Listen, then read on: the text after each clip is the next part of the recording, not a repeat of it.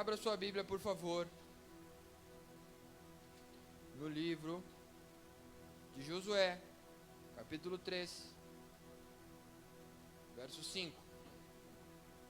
A pastora estragou o carregador e eu fiquei sem o meu padzinho hoje, então eu vou precisar pregar com o celular. É aquele momento que ela não pode se defender. Abriu? Josué 3, 5. Malu, todos os nossos textos na NVT, por favor, tá? Essa aí mesmo. Disse Josué também ao povo. Não é NVT. Santificai-vos, é NVI. Porque amanhã fará o Senhor maravilhas em vosso meio. Você pode repetir isso comigo? Santificai-vos. Porque o Senhor. Porque amanhã fará o Senhor maravilhas no meio de nós. Agora. Não precisa. Eu tenho uma dificuldade para entender quem não fala, sabe?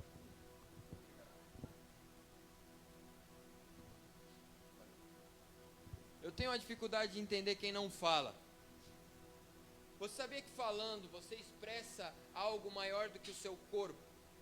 Você comunica com além de você estar aí sentado em outra vibe, como muitas vezes você está. Quando você fala, você está comunicando algo com toda a sua extensão corporal. Então eu tenho dificuldade de entender quem não fala. Mas tudo bem. Nós continuamos a nossa série Atualize-se. E hoje nós vamos falar sobre o olhar. O olhar em que nós temos de nós mesmos e que nós temos do Senhor. Santificai-vos, porque amanhã fará o Senhor maravilhas no meio de vós. Quando nós olhamos para a nossa realidade, inúmeras vezes nós pensamos mais coisas ruins do que boas. Nós temos mais facilidade em esperar o pior do que o melhor. É mais comum quando alguém se atrasa e não responde ao telefone, pensar que a pessoa sofreu um acidente, ou que ela não quer mais contato com você, ou que alguma coisa aconteceu. Ou quando alguém como eu, que nunca recebe ligação, recebe uma ligação de um irmão da igreja, eu já penso, deu algum BO. Não se espera algo bom. Tem-se essa dificuldade como ser humano. Porque a nossa mente, ela foi, de uma forma muito severa, colocada em uma cauterização. Alex, se a Carol me permitir, se tu quiser me acompanhar no violão. Carol, permite? Com certeza, que bom, obrigado. Mas o Senhor colocou algo que somente nós temos. Animais não têm. Nós temos um poder de escolha. Um poder em escolher o que queremos ou não queremos. Um poder de escolher os nossos próximos passos. O poder de escolher a forma como vamos viver ou deixar de viver. Fazendo um breve merchan sobre o melhor box de CrossFit que nós temos na nossa cidade, e único. Você escolhe ser ou escolhe não ser. Nesse caso, você escolhe sofrer ou não sofrer. Estou brincando, irmão. Vamos lá visitar. A primeira aula para os irmãos da igreja é de graça, viu? Se não era, virou. É? As 3 primeiras, nossa, sensacional. Você tem que ter coragem, viu? Vamos esperar chegar o verão, estou brincando, nós temos que ir, irmãos. Disse Josué também ao povo, santificai-vos, porque amanhã fará o Senhor maravilhas no meio de vós. O poder que há em cada um de nós, ele tem a capacidade de gerar bênção ou maldição. Ele tem a capacidade de transformar ou continuar. Quando eu olho para um cenário que ele é ruim para mim, eu preciso decidir mudar ou não. A pastora disse que eu sou super ensinável. E eu gostei desse elogio. Porque todas as vezes que ela me vê errando, ela vem e me corrige, e eu sempre pondero e me esforço para mudar, normalmente com as crianças. Não que os meus pais tenham errado comigo, pelo contrário, se esforçaram ao máximo para me dar a melhor educação que tem, mas eu aprendi de uma forma muito severa no exército a tratar com um subordinado.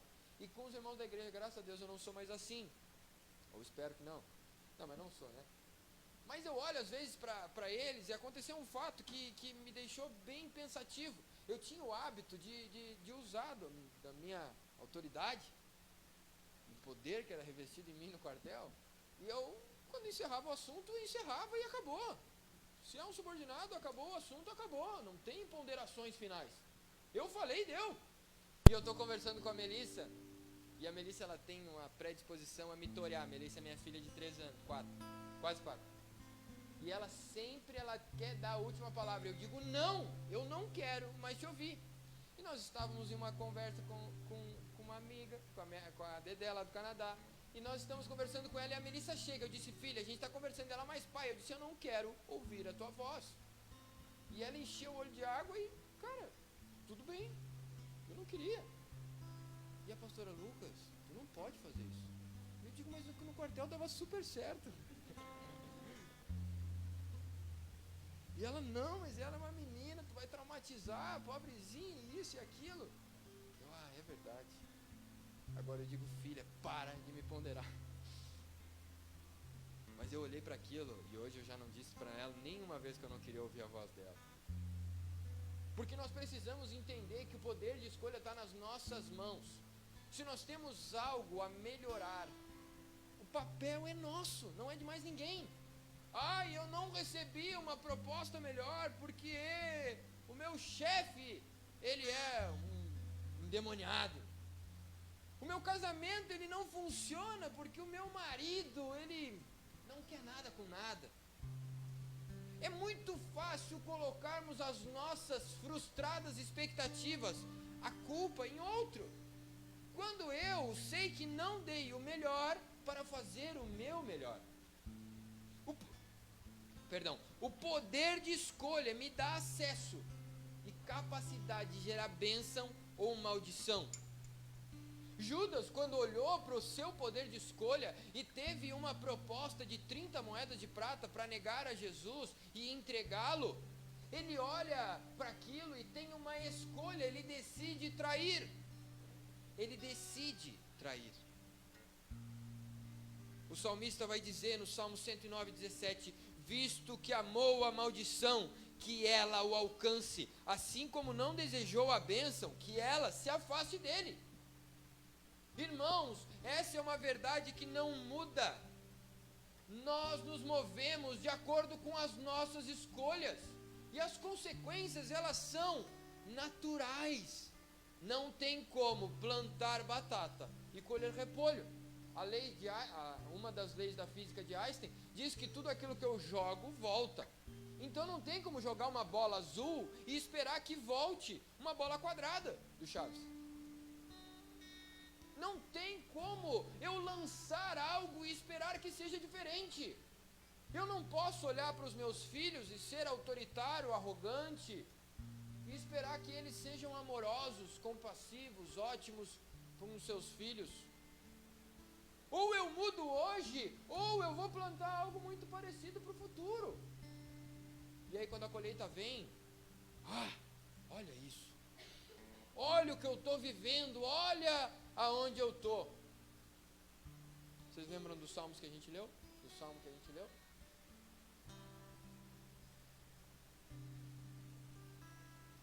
Não, o salmo que a gente leu na abertura do culto. Quando ele diz que o adversário... sei, eu estou falando do texto. Obrigado, meu irmão, mas eu sei. Mas ele diz que o adversário, ele planta muita coisa ruim. Ele tem muitas decisões contrárias, decisões que não caminham para o mesmo rumo e direção das decisões de Cristo. Então, como esperar uma colheita de bênção se a minha plantação é batata? Nós estamos entrando em um cenário final do mundo. Ah, que triste falar isso, agora que as pessoas estão conseguindo colocar o fone que nem precisa estar no ouvido, porque entra no ouvido interior. Então você não precisa mais um fone que alcança o seu tímpano, você coloca como um tape e você já consegue ouvir ali. A tecnologia está chegando, estão curando Alzheimer, estão muito próximo de curar a AIDS sem a necessidade do coquetel, estão muito próximo de curar, já falei do Alzheimer, do Parkinson. A tecnologia está avançando sem medidas, sem escalas, da mesma forma em que os princípios e as escolhas de Cristo estão sendo deixados de lado. Os ensinamentos de Deus estão sendo de uma forma natural e de uma forma muito intensa e rápida, estão sendo rejeitados. Quando você olha situações como uma escolha por... Ontem eu fui entregar de madrugada o pão, e bem na hora que eu estou chegando, é próximo do comercial ali, e bem na hora que eu estou chegando, o segurança abre a porta e o outro vem num pescoção, num que estava meio tchuquinho já, e aí atira ele, e vem 2 graus, irmãos, vem uma menina, que ela estava com roupa de dormir, ela não estava com roupa de estar na rua. E eu olhei para aquilo e disse, cara, está 2 graus, eu duvido que tu esteja confortável nisso. Amou a maldição.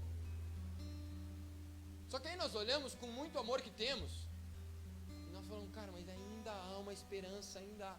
Porque há, irmãos, Cristo não morreu na cruz só para a gente que está dentro da igreja, porque a gente que está dentro da igreja ainda tem muito a ser mudado e transformado. A culpa de eu estar demorando é da pastora, tá? Estragou o carregador. O ser humano está sendo codificado, está sendo limitado às suas ações. Interiormente está sendo removido a responsabilidade. Eu começo a olhar para situações e já não mais me importar com o que vai acontecer. Ah, mas é que o que eu vou falar vai ferir ela e talvez a gente perca a amizade. Cara, mas eu preciso cuidar de mim. Ah, mas é que a minha ação vai gerar... eu vou arrebentar com a vida deles. Mas é que eu preciso cuidar de mim agora. Esse não é o evangelho de Cristo. Esse não é o evangelho da cruz. Negue-se a si mesmo. Se alguém te fizer caminhar 1 milha, caminha 2. Se alguém te der um tapa na cara, dá a outra cara. Peguei vocês, né? Dá outra face. Porque está se removendo a responsabilidade imediata. Eu empurro as responsabilidades para o futuro, como se essas coisas não fossem chegar um dia. Eu erro hoje, mas depois a gente vê. Eu escolho negar a Cristo e não ir de acordo com a sua palavra, e eu digo, não, cara, depois a gente vê. Só que aí nós entramos em uma necessidade natural, em uma necessidade espiritual do ser humano em conectar-se com algo superior, em conectar-se com Deus, em conectar-se com algo espiritual. Não à toa existem inúmeras religiões, inúmeras, mas a Bíblia vai dizer que só existe um único e vivo caminho. Não existem caminhos diferentes que levem a Cristo. O único caminho é de acordo com a verdade e a palavra de Deus. Não tem outra forma de chegar a Deus senão por Jesus Cristo.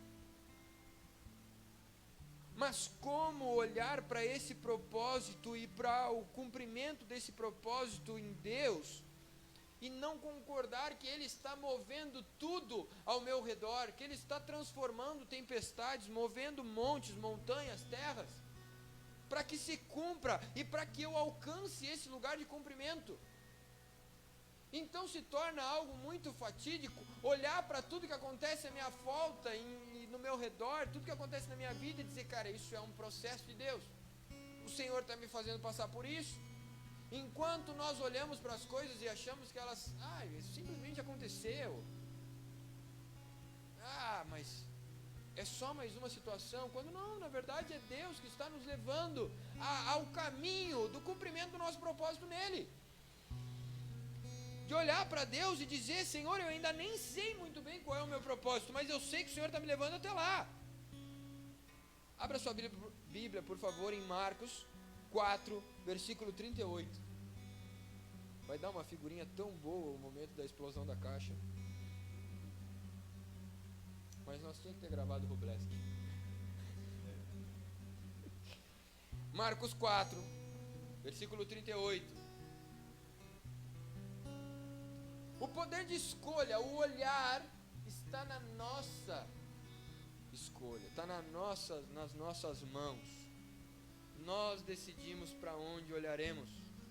Ele estava na polpa, dormindo sobre uma almofada, e despertaram-no dizendo: Mestre, o senhor não está vendo que a gente poderá perecer? E ele, despertando, repreendeu o vento e disse ao mar: Cala-te, aquieta-te. O vento se aquietou e houve grande alegria. E disseram eles, e disse ele: Por que estáis tão temerosos? Por que vocês estão com medo? Vocês não têm fé? E todos os que estavam no barco, os apóstolos, os discípulos, sentiram o grande temor e diziam uns aos outros: Mas quem é esse, que até o vento e o mar lhe obedecem? Quando nós decidimos olhar para as circunstâncias e achar que elas são o final, nós não entendemos o que o Senhor está fazendo. Esses discípulos estavam olhando para a tempestade e achando que morreriam, até que a sua perspectiva, o seu olhar é mudado, e eles olham para Jesus e dizem: quem é esse? Então o temor parou, o temor mudou. Eu não tenho mais medo da tempestade à minha volta, eu não tenho mais medo da situação difícil. Eu tenho medo de que Deus se levante contra mim. O temor é que eu não seja capaz de obedecê-lo, ou que eu não seja capaz de correspondê-lo. E que alegria saber de que nós nunca seremos, mas Ele em nós nos torna perfeitos. Perfeitos é forte, mas é a palavra de Deus. Mas como então olhar para as nossas vidas e para as situações adversas que nós vivemos e não murmurar e tampouco praguejar contra Deus? Se eu estou vivendo hoje um momento difícil, ou uma situação em que o medo me paralisa e toma conta do meu coração, como olhar para isso e não entender que é Deus me levando até o cenário do cumprimento do seu propósito? Quando olhamos para o Senhor com a nossa mente natural e humana, nós decidimos olhar conforme nós podemos. Mas quando eu decido colocar os meus olhos nele e através da sua palavra mudar a minha percepção, então as coisas elas mudam. É como se abrisse, ligasse uma luz nos nossos olhos. Eu tive a oportunidade de mergulhar, e já falei isso uma vez, mas tu está olhando para cima e o céu está lindo, maravilhoso. Tu vira para o oceano, tá tudo escuro, tu não enxerga nada. Até que no momento que tu mergulha, tu baixa algum meio metro, 1 metro, 2 metros, e parece que se liga uma luz, e tu abre os olhos e tu começa a enxergar peixes, corais, e aquilo ministrou tanto no meu coração, porque essa é uma forma em que o Evangelho em nós olhamos para situações no mundo, e se não estivermos conectados nele, se o nosso olhar não for transformado por ele, então nada vale efeito. As tentativas de Deus para que nós cheguemos a esse cumprimento, para esse cenário de cumprimento, não funcionam, porque eu não me deixo ser. Às vezes é muito legal a vida do pastor, mas às vezes é muito chato. Mas às vezes que é legal, é que tu olha para a pessoa e ela nem sabe o que ela está fazendo, mas ela está se atirando para o propósito. Enquanto tu vê outra que poderia estar se abraçando no seu propósito, e ela está... mas é que o Netflix lançou um filme novo da Mulher Maravilha, que inclusive é horrível. Não é da Mulher Maravilha, é da Gal Gadot. Eu gosto de filme, tá? Trocar a visão, trocar aquilo que eu vejo, como eu me movo, muda quem eu sou. Porque eu não posso ser motivado pelos meus medos. Porque o que disse Josué ao povo? Santificai-vos, porque amanhã o Senhor fará grandes coisas no nosso meio.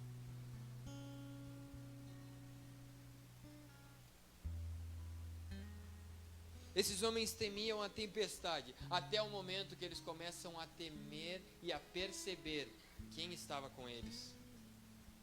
E com quem nós estamos? Com quem você está?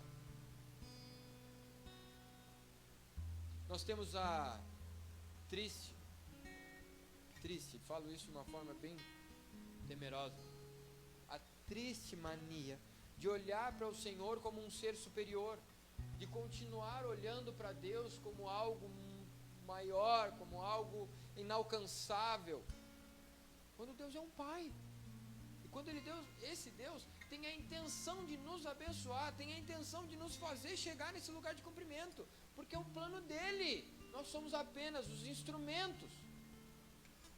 Mas quando eu olho para o Senhor, e eu me agarro, irmão, nos agarramos nas palavras, maior é o que está em mim do que aquele que no mundo está, eu posso todas as coisas, nos agarramos em Cristo, o que Deus pode fazer por nós, mas nós nos esquecemos que esse mesmo Deus também disse, eu vos ungi para pregarem as boas novas. Esse Deus, ele também nos deu capacidades, esse Deus também nos deu dádivas, nos deu dons, para que nós alcancemos esse lugar.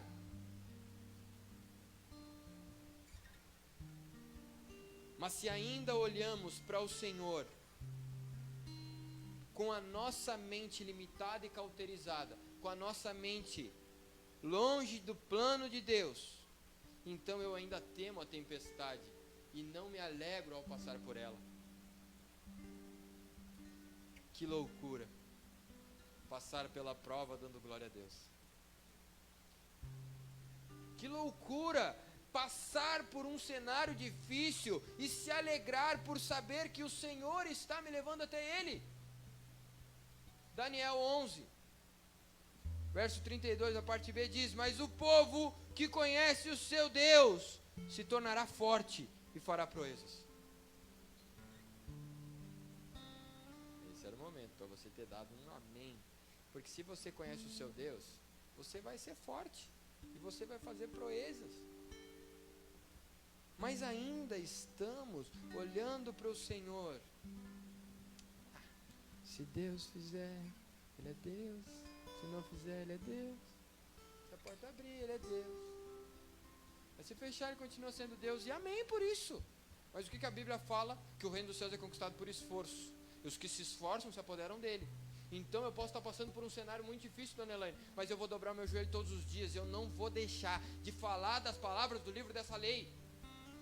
Eu não vou deixar o medo me atemorizar, porque eu vou pegar minha Bíblia e eu vou dizer, maior o que está em mim do que aquele que no mundo está. Eu vou olhar para mim mesmo e vou dizer, Lucas, seja forte e corajoso. Lucas, o Senhor vai fazer maravilhas no nosso meio. Mas só que ainda nós estamos olhando para o Senhor, acordando de manhã e falando, Deus, se o Senhor quiser, abençoa o meu dia. Não foi assim que a Bíblia nos ensinou. Os planos de Deus são para nos fazer triunfar.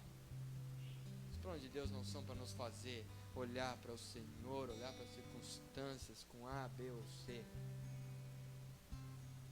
Eu vos escolhi porque sois fortes. Ele diz que nós somos o sacerdócio real, a nação santa, um povo adquirido, escolhido. Adquirido quer dizer que um preço foi pago, que você foi escolhido. Então você não é mais um na sociedade, mas você é o escolhido de Deus. Então não tem palavra do seu inimigo que poderá ir contra aquilo que você vai fazer ou não. Porque se Deus me disse, eu vou triunfar. E essa é uma verdade que nós estamos deixando de lado, porque não nos atualizamos. Ainda estamos com uma versão do nosso hardware antiga, não software, antiga. Nós não atualizamos a nossa fé. Nós ainda estamos olhando para o Senhor como algo inalcançável. como alguém que não poderá fazer se não for da sua vontade. A Bíblia vai mostrar no livro de Atos que quando Tiago está preso, eles estão próximos a ter o primeiro mártir. Eles não imaginariam o que seria, mas Tiago morreria, um dos discípulos, provavelmente Tiago o menor. Eles estavam em um cenário totalmente diverso. Um deles era preso e morreria. O que eles fizeram? Se levantaram em clamor, adoração, em intercessão. E o que aconteceu? Ele foi solto. Eu já tive a oportunidade de entrar em quarto de hospital e o cenário ser morte. E através de uma oração, intercessão, não minha, irmãos, mas de muitas pessoas, cenários serem mudados. Há mais ou menos 8, 9 semanas atrás, umas 12 semanas, nós estávamos subindo a um lugar, subindo ao monte, clamando por uma cura, que era impossível. Com 22 semanas, a gestação da minha tia, os médicos só diziam, tem que chegar até 24 para poder salvar o bebê. A gestação foi até as 30 e sei lá quantas, 32 eu acho, foi um dia depois da guria, da Olivia.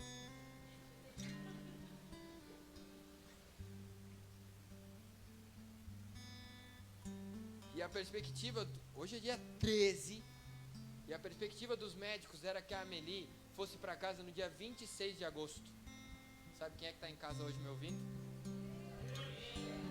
Porque um povo se levanta, um cenário é transformado.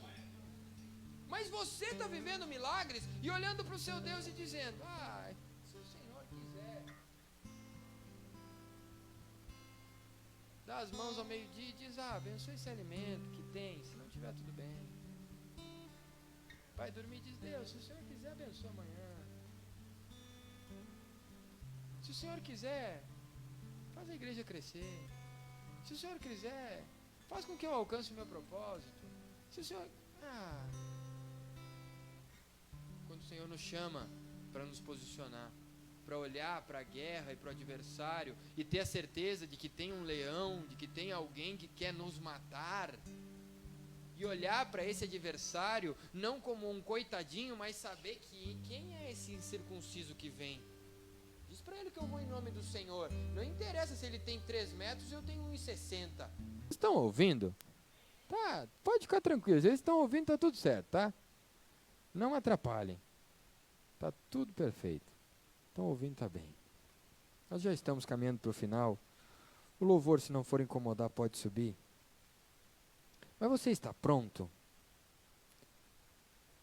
Você está pronto para olhar para o Senhor e acreditar que Ele vai fazer mais do que você pensa ou imagina?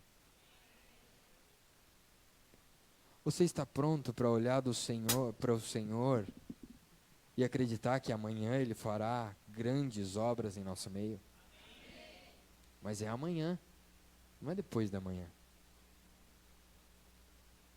O Senhor disse que Ele fará agora.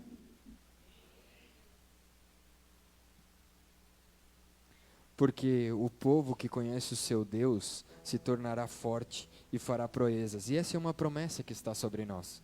Essa é uma promessa que está sobre a minha e sobre a tua vida. Coloque-se de pé, por favor.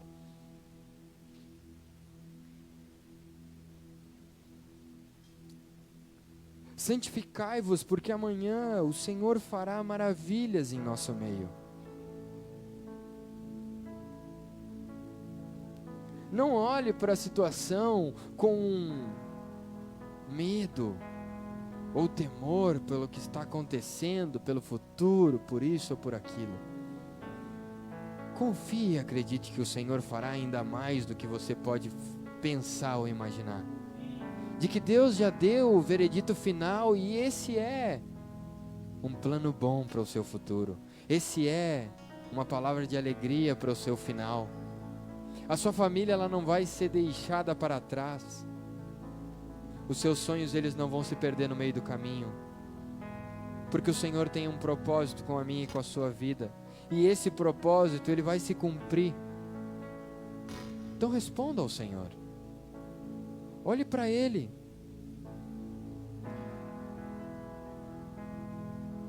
Olhe para esse Deus e transforme o seu olhar. Atualize-se. Não deixe com que sua mente seja roubada. Não deixe que a sua forma de olhar e de pensar o mundo e o cenário sejam roubados.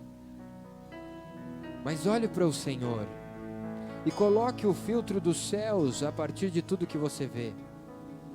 E veja então se essas não são coisas que nos alegram, se essas não são coisas que te dão força para continuar e para vencer. Então qualquer cenário difícil, qualquer tempestade na sua vida, ela se torna um combustível para o crescimento, um combustível para o amadurecimento. Vamos adorar o Senhor, mas diga para Ele o quanto você quer ser transformado, o quanto ainda a sua visão precisa ser trocada, o quanto ainda os seus olhos primeiro murmuram. Primeiro você ora ao diabo, murmurando, reclamando, para depois então olhar para o Senhor e achar que Ele pode fazer alguma coisa. Mas olhe para os cenários e veja a transformação do Senhor. Levante sua voz, vamos adorar o Senhor.